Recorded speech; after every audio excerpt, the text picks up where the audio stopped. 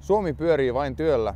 Mitä useampi ihminen tekee töitä, sitä enemmän kertyy veroja, joilla ylläpidetään koulutusta, turvallisuutta ja terveyttä, rakennetaan teitä ja satsataan työllisyyteen.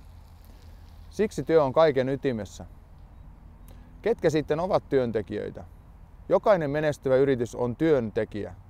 Jokainen aloittava yrittäjä on työntekijä. Jokainen duunari on työntekijä.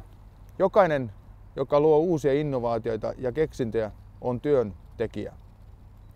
Työ on kaiken ytimessä ja juuri siksi meidän tulee ottaa käyttöön kaikki keinot lisätä suomalaista työtä. On laadittava lakeja, jotka estävät halpatyövoiman käytön. On kannustettava yrittäjiä ja itsensä työllistäjiä parantamalla pienyrittäjän turvaverkkoa. On tuettava vientiyrityksiä, jotta vienti alkaa taas vetää. On luotava turvallinen ympäristö toimia. Sääntöjen on oltava reiluja.